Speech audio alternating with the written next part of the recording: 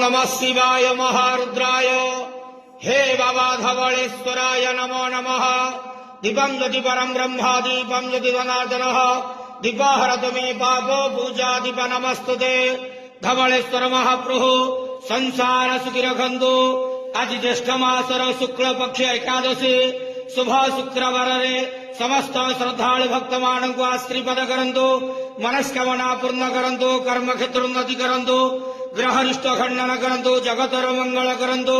विश्वर कल्याण करंतु। आपणकर नाम प्रकाश करंतु।